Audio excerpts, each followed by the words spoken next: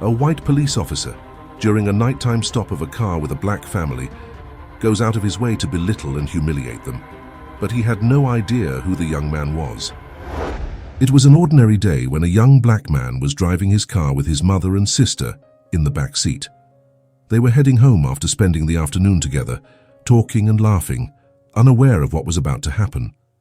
Suddenly, the red and blue lights of a police car appeared in the rearview mirror, accompanied by the loud sound of the siren. The young man took a deep breath and pulled the car over to the curb, following the orders of the officer who was approaching with heavy steps. The white officer approached the driver's window. He didn't ask any polite questions or explain the reason for stopping them. Instead, he demanded the documents in a harsh, almost yelling tone. "Papers!" the officer ordered, without even looking at the young man. "Sure, sir," the young man replied, trying to stay calm as he handed over his driver's license and the car's documents. The officer took the papers roughly and examined them for a moment. He then looked directly at the young man with a look of disdain. "What are you doing here at this time, dear?" the officer asked in an accusatory tone. "We're going home, sir," the young man replied, trying not to show the discomfort he was feeling. "Oh yeah? And why are you all so nervous in there?" the officer retorted, raising an eyebrow. We're not nervous, sir." The young man's mother tried to intervene, her voice trembling as she held her daughter's hand beside her.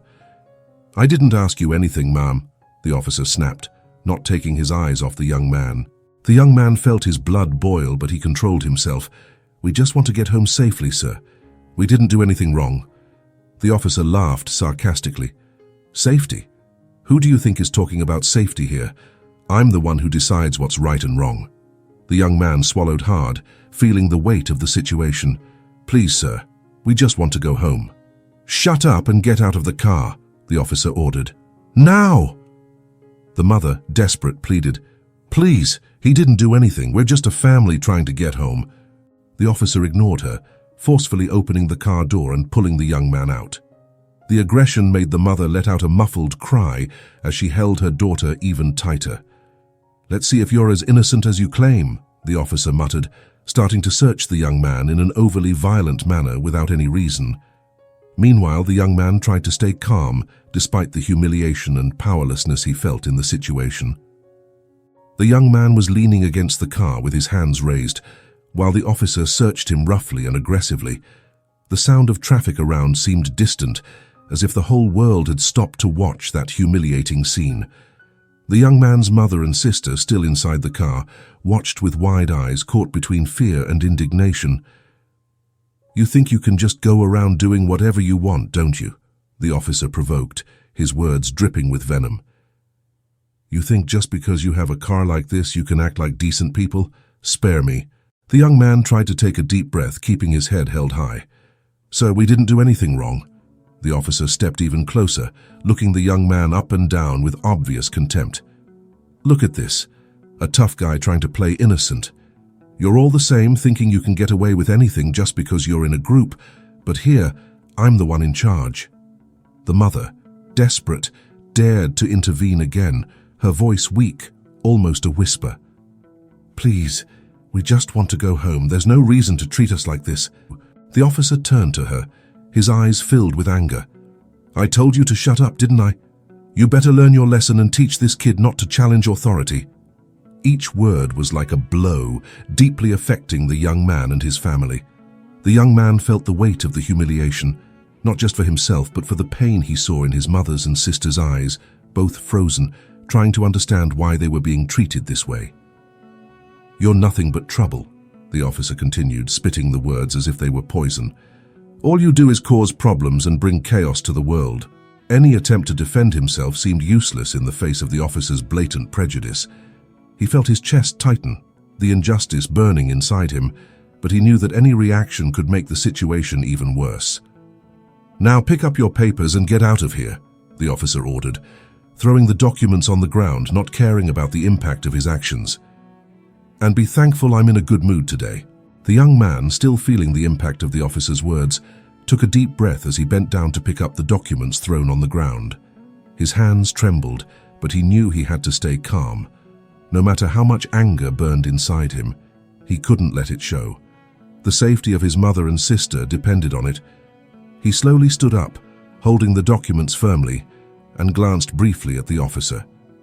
There was no way to hide what he felt, but he forced himself to keep his gaze steady, without looking away. The officer, noticing that the young man wouldn't react, just smiled sarcastically, as if his authority had been reinforced.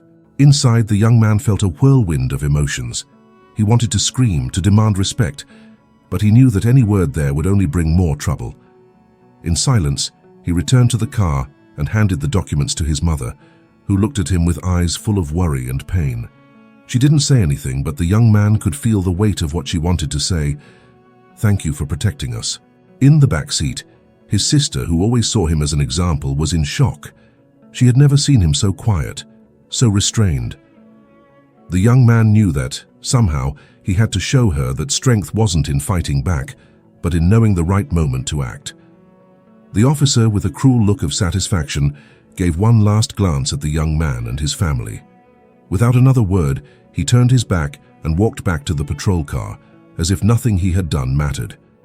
To him, it was just another day on the job, another display of power, nothing more.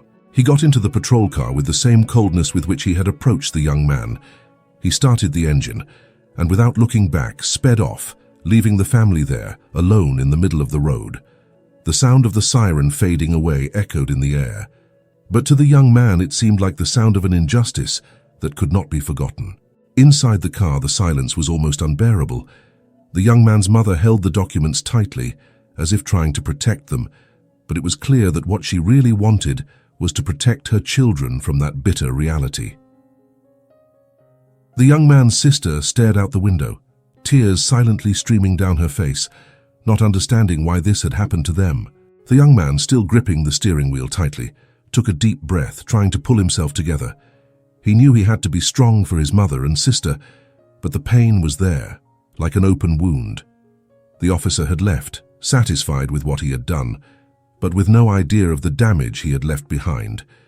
To him, it was nothing more than a routine stop, but for that family, it was an experience that left deep marks, scars that would take time to heal. And even though the officer would never know, the impact of his actions would continue to echo in those hearts long after he had disappeared down the road. Days had passed since that incident, and the officer continued his routine, unconcerned with his actions on the street. To him, it was just another day, another shift starting like any other. However, that morning, upon arriving at the station, he was called to an important meeting with all the superiors. He hadn't been told the reason, but he knew something significant was about to happen. As he entered the meeting room, he noticed that the other officers were already there, some talking quietly, others in silence. The captain entered and called for silence, addressing the group in a serious tone. "Gentlemen, today we're going to meet our new boss," announced the captain. "Someone who has been handpicked to lead this team and bring a new vision to our station." The officer remained silent, but was curious. A new boss always brought changes, and he wondered how this might affect his routine. As the captain continued to speak, the door to the room opened and the new boss walked in. When the officer lifted his eyes to see who it was, the ground seemed to disappear beneath his feet. It was him. The young black man he had humiliated days earlier now stood there, dressed in an impeccable suit, with the confident posture of someone who knew exactly where he was and what he represented. The young man, now his boss, calmly looked around the room, his eyes passing over each of the attendees until they settled on the officer. The officer was paralyzed, the blood cold in his veins as the captain introduced the new boss, unaware of the officer's nervousness. The young man greeted everyone with a slight nod, but when his eyes met the officer's again, there was a brief moment of recognition. That look said it all. The officer knew in that instant that the past he thought he could ignore had come back to confront him in a way he could never have imagined. The young man said nothing about the incident, but his mere presence there, in a position of authority, was already an overwhelming revelation. And at that moment the officer realized that his life was about to change drastically, but he didn't yet know how much. He tried to move, but his legs felt like lead. His face began to heat up, a mix of shame, fear, and disbelief taking over him. It couldn't be that the young man he had treated with such disdain was now there. in such an unquestionable position of power. The meeting continued, and the new boss spoke confidently about the goals and changes he intended to implement. The officer, sitting at the table, could hardly pay attention. With every word the young man spoke, his mind was dragged back to the day of the stop. The cold and calculated look of the new boss was almost unbearable, and the officer felt the weight of his actions like never before. As the boss spoke about responsibility and respect, the officer felt sweat trickling down his forehead. He averted his eyes, trying to avoid eye contact, but he felt that the young man knew exactly what was happening inside him. At one point, the new boss paused, looking around the room before continuing. The silence that followed was deafening for the officer, who feared that this would be the moment when everything would be revealed. "I believe that respect is fundamental in any team," said the boss, his words sounding almost like a warning. "Especially respect for the human being, regardless of anything." The officer swallowed hard, feeling the boss's gaze on him before moving on. Every word seemed loaded with a secret meaning aimed at him, and he knew he was being confronted, even if indirectly. The words, "regardless of anything," echoed in the officer's mind. He knew that the young man was speaking directly to him, without needing to mention the incident. The fear inside him only grew. Finally, the meeting began to wind down. The boss thanked everyone for their attention and asked them to prepare for the changes to come. As everyone started to rise, the officer remained still for a moment, waiting for someone to call him out, for the new boss to make some comment. Before leaving, the boss stopped beside the officer, leaning slightly towards him. "Come to my office, please," he said in a low but firm tone before heading towards the door. The officer froze. The consequences of his actions were now right in front of him, and there was no escape. The past had finally caught up with him, but he knew he couldn't run away. Slowly he made his way to the new boss's office, his heart pounding heavily in his chest. When he reached the door, he took a deep breath and knocked, hearing a calm but firm, "Come in." Upon entering, he saw the young man sitting behind the desk with a serious expression. The officer closed the door behind him and remained standing, waiting for what would come next. The new boss observed him for a moment before gesturing for him to sit. "Please have a seat," said the boss in a controlled voice. The officer obeyed, feeling small in the chair in front of him. The young boss picked up a file on the desk and opened it, looking at the information inside before raising his eyes again. "I know what happened that day, and so do you," he said bluntly. The words were direct, with no attempt to soften the reality. The officer felt his stomach sink and his gaze fell to the floor. I didn't know that," he began to say, but the words trailed off. The boss interrupted him, keeping his tone firm but not hostile. "What happened was unacceptable, regardless of who I am or the position I hold now. I'm not here to punish you out of revenge, but to ensure that something like this never happens again." The officer looked up, surprised by the direct approach, but also feeling the gravity of the situation. I'm sorry. Truly. I have no excuses for what I did," he confessed in a low voice, finally acknowledging the weight of his actions. The boss watched him for a moment before responding. "Acknowledgement is the first step, but it's not enough. What you did can't be undone, and I need to make sure you understand the impact of it, not just on my family, but on everyone you've sworn to protect." There was a silence in the room, broken only by the officer's heavy breathing. "I'm going to give you an opportunity," the boss continued, "but I want it to be clear that there's no room for mistakes anymore. You need to show me and everyone here that you can be the professional you should have been that day." The officer just nodded, feeling ashamed. "I understand, sir, and I'll do whatever it takes to make this right." The boss leaned forward slightly, looking directly into his eyes. "I hope so, because the next time we fail, there might not be any more chances. But I want to understand something," the boss began, his voice calm. "What made you act in such a foolish way?" The officer, visibly uncomfortable, hesitated before answering. He started, but his voice faltered. He knew that any justification was false. "There's no excuse for what I did. I was wrong." The boss leaned in slightly. "You know your approach was based on prejudice, right? That wasn't just an error in judgment. It was a choice. The officer felt the weight of the words, and shame hit him again. Yes, sir. I realize that now. At that moment, I acted on wrong assumptions, and that was a terrible mistake. The boss nodded slowly, as if processing the words. You understand that what you did goes beyond just a traffic stop, don't you? You humiliated an entire family, and why? Because they didn't seem to fit your idea of who should be there. The officer closed his eyes for a moment, trying to find the right words. I was wrong, sir. I don't know what else I can say except that I'm truly sorry. The boss remained silent for a moment, watching the officer. Regret is important, but it doesn't change what happened. What are you going to do to make sure this never happens again? The officer opened his eyes and looked directly at the boss. I'm going to work to change, sir. To be the kind of officer I should have been from the start. I can't undo what I did, but I can make sure I never do anything like that again. The young boss continued to look at him, as if trying to decide whether or not to believe his words. Finally, he leaned back in his chair, letting out a slight sigh. I'm going to give you this chance, but know that I'll be watching.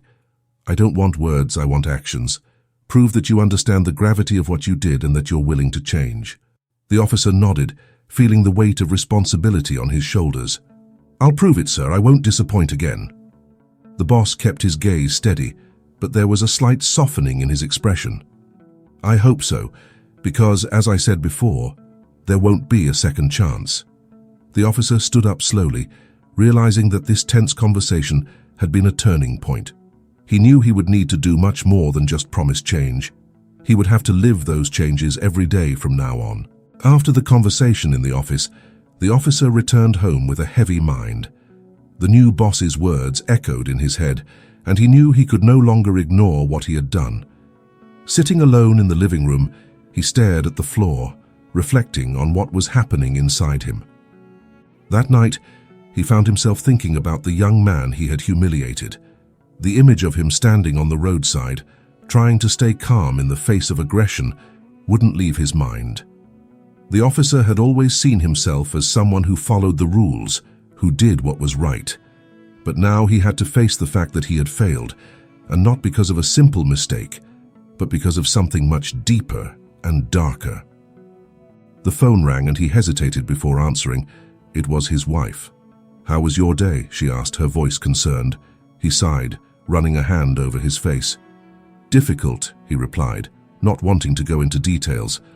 I did something terrible, something I don't know how to fix. On the other end of the line, she remained silent, waiting for him to continue.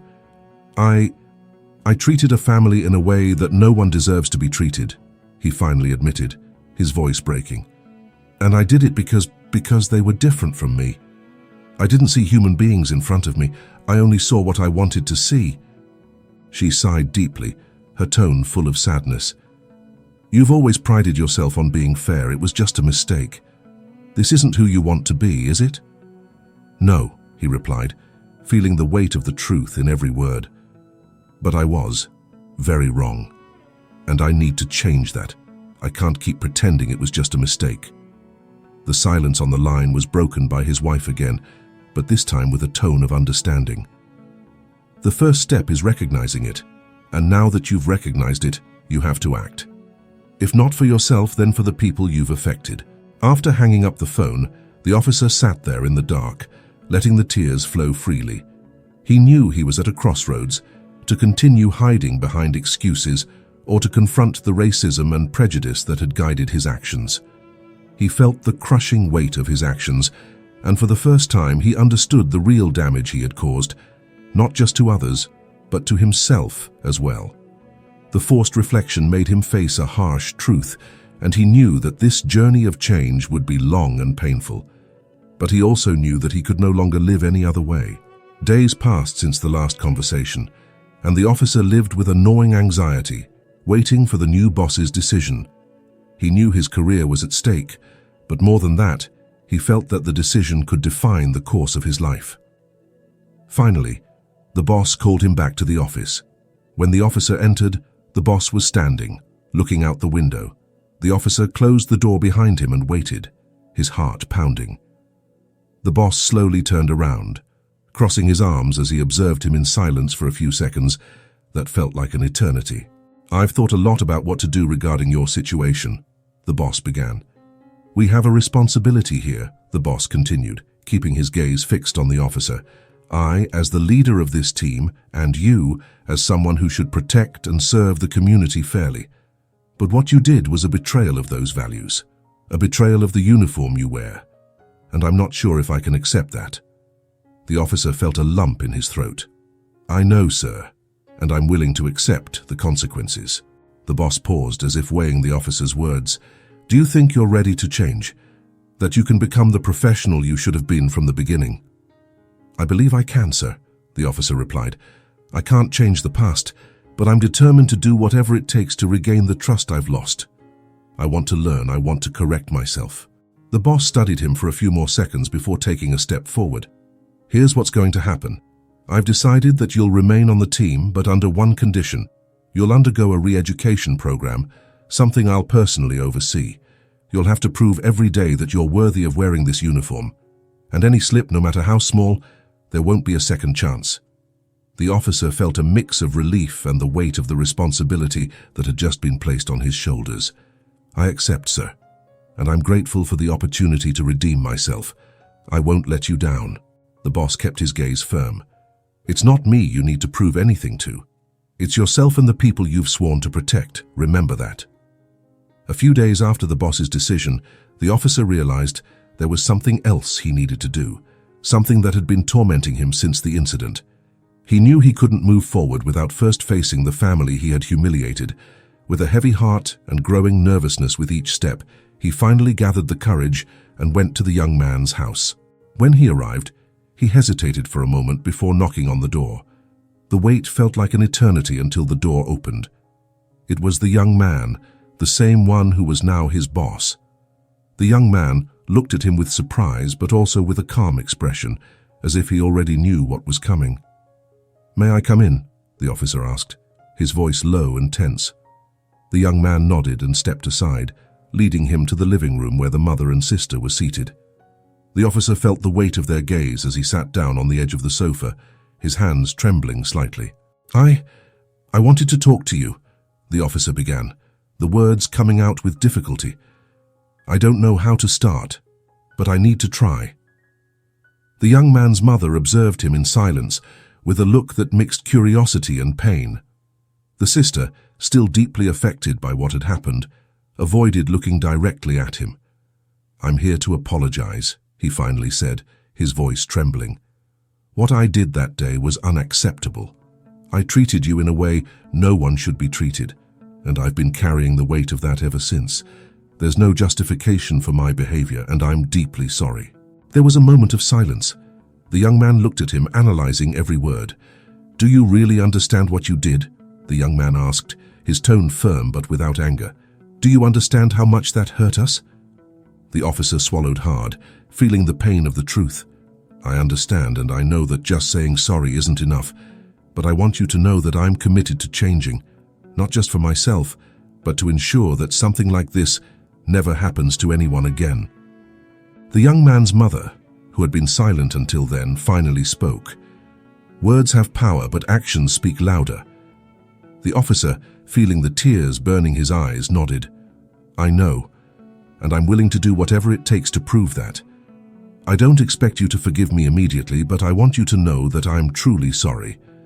The sister, who had been quiet until then, looked up and finally spoke, her voice trembling.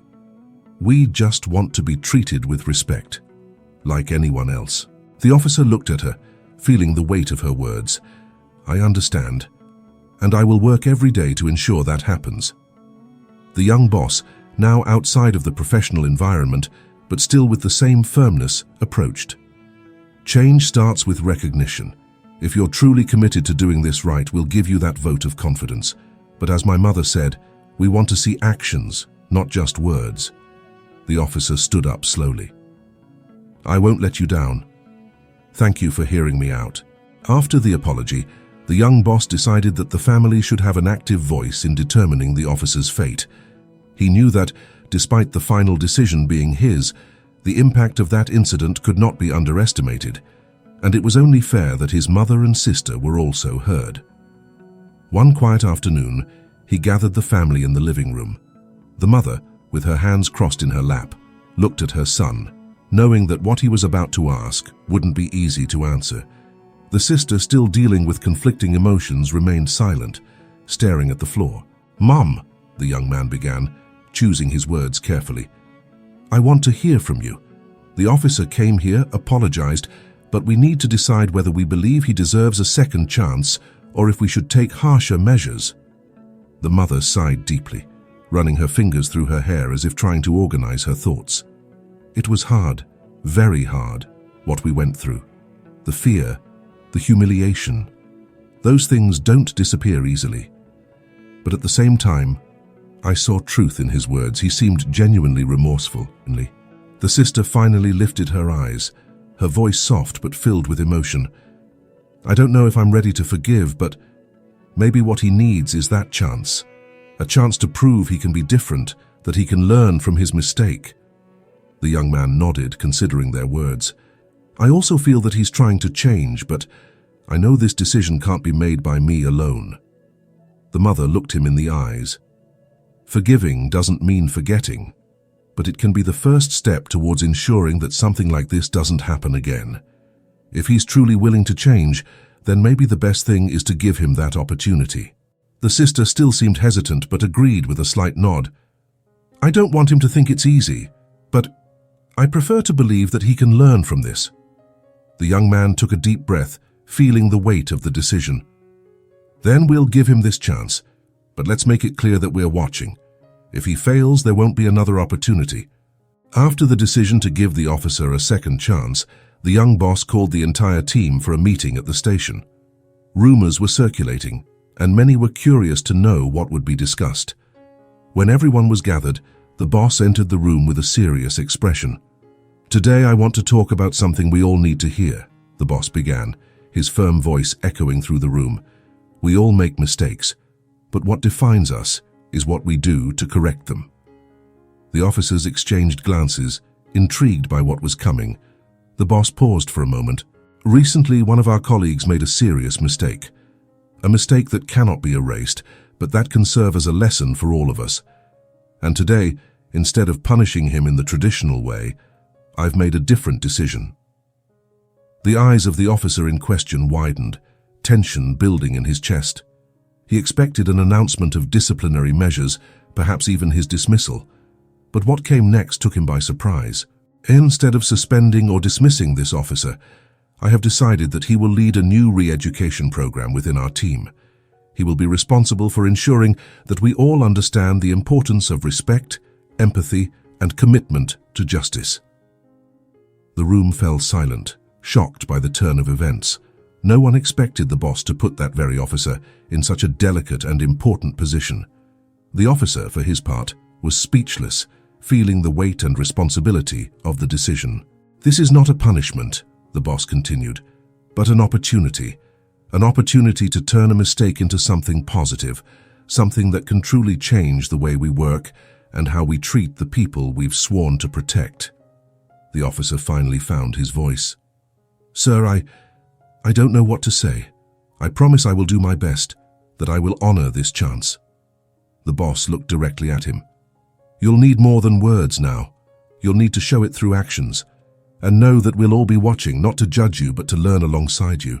The impact of the decision was felt by everyone in the room. The officer, now in charge of a program that he himself needed, understood that his life had changed irreversibly. But he also realized that this was the chance for redemption he had longed for. The twist not only gave the officer a chance to right his wrongs, but also brought a valuable lesson to the entire team. Everyone realized that while mistakes are inevitable, what really matters is what we do afterward.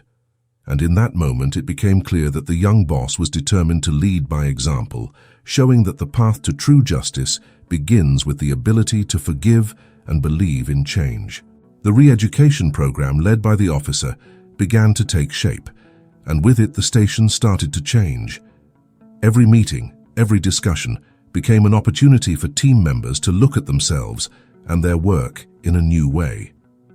The officer, who once carried the weight of guilt and shame, now saw himself as part of something larger, a real and tangible change. In one of those meetings, while talking about the importance of treating each person with dignity and respect, he paused for a moment and looked around at all his colleagues sitting at the table.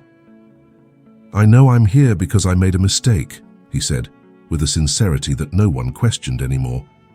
"But I've learned that recognizing our mistakes is the first step to becoming better. We can't erase what's been done, but we can do everything in our power to make sure it doesn't happen again." The boss, sitting at the end of the table, nodded slowly, acknowledging the progress the officer had made. "What we're learning here goes beyond our job," he added. "We're learning about the importance of empathy, of understanding others before judging them, of using our power to protect, not to oppress." The officer felt the weight of the boss's words, knowing how much they resonated with his own journey. "Empathy," he repeated, looking around the room. "That's what I lacked that day. I didn't see the humanity in those standing before me, and that was my greatest mistake. But now I understand that empathy is not a sign of weakness. On the contrary, it's what makes us truly strong." The room remained silent for a moment, everyone absorbing the depth of what was being discussed. One of the colleagues, who had been quiet until then, spoke softly, breaking the silence. "I think all of us, at some point, forget to see others as human beings. And that's what we need to change, not just for ourselves, but for everyone who trusts us to do what's right." The boss looked around the room, satisfied with the direction the conversation had taken. "Justice isn't just about punishing those who make mistakes," he said, his voice firm but filled with compassion. "Justice is also about giving the chance to redeem, to learn, to change. And forgiveness, when placed wisely, can be just as powerful as any punishment." The officer smiled slightly, feeling that he had finally found a path to redemption, not just in the eyes of others, but also in his own. "I'm here to keep learning," he said, "and to help all of us become better, not just as officers, but as people." And so, the story that began with pain and conflict transformed into a lesson about the power of empathy, justice balanced with forgiveness, and the lasting impact of our actions. Everyone in that room knew that although they couldn't change the past, they had the chance to build a more just and compassionate future. And that was the greatest victory they could achieve.